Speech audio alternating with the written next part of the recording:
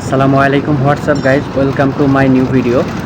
তো অনেকে কিন্তু আমাকে প্রশ্ন করেন যে কুষ্টিয়া জেলার ভেড়ামারা থানা মানে ভেড়ামারার মধ্যে কোন পাম্পের তেলটা একটু ভালো বাইকের জন্য, মানে বাইকে কোনো ধরনের সমস্যা হয় না। আসলে কে কোন পাম্পের তেল ব্যবহার করে সেটা কিন্তু আমি জানি না। তবে অনেকেই আমাকে জিজ্ঞাসা করে যে আমি কোন পাম্পের তেল ইউজ করি বা কোন পাম্পের তেল ভেড়ামারার মধ্যে ভালো। তো আমি যেই দুইটা পাম্পের তেল ইউজ করি পুরো ভেড়ামারার মধ্যে আমি মাত্র দুইটা পাম্পের তেল ইউজ করি। তো এখন পর্যন্ত আমার বাইকে কোনো ধরনের সমস্যা দেখা দেয় নাই ইনশাল্লাহ। তো প্রথমত আমি বলি, এটা হচ্ছে কুষ্টিয়ার যে মেন রাস্তাটা, এই রাস্তার পাশে সাহারা পাম্প। এই যে সাহারা পাম্প 12 মাইল মোড় একটু পার হয়ে গিয়েই সাহারা পাম্পের এই পাম্পে থেকে আমি তেল নিই। আর দ্বিতীয়ত আমি আরেকটা পাম্পে থেকে তেল নিই, সেটা হচ্ছে আল্লাহর দরগা যাইতে যে রাস্তাতে যে পাম্পটার নাম হচ্ছে দফাদার পাম্প নামে পরিচিত, সেখান থেকেও আমি তেল নিই। তো আজকে আমি আমার বাইকের তেল প্রায় শেষের দিকে, আমি আজকে এখান থেকে তেল নিব।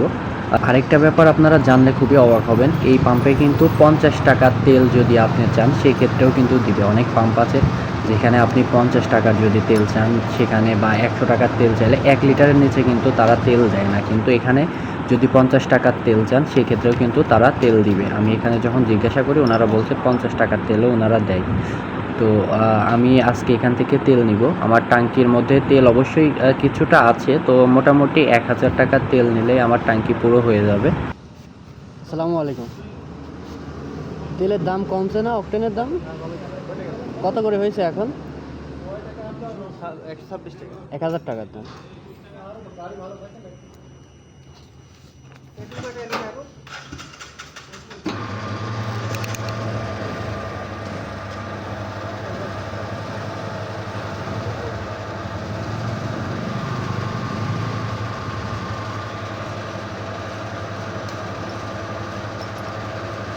50 টাকারও তেল বিক্রি করেন আপনারা?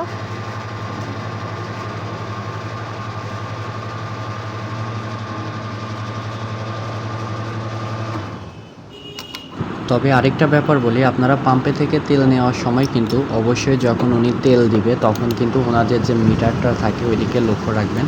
অনেক সময় আছে, আসলে মানুষ মাত্রই ভুল, অনেক সময় আছে তেল কিন্তু কম বেশি দিয়ে দেয়। যেমন আমি এক জায়গাতে একদিন গিয়ে বলছি যে আমার বাইকে তেল নিব, উনি জিজ্ঞাসা করছে কত টাকার তেল, তো আমি বলছি 1000 টাকার, আর উনি শুনছে যে 100 টাকার। পরে উনি তেল দিছে, আমি মিটার দিকে তাকায় দেখি 100 টাকার তেল দিছে।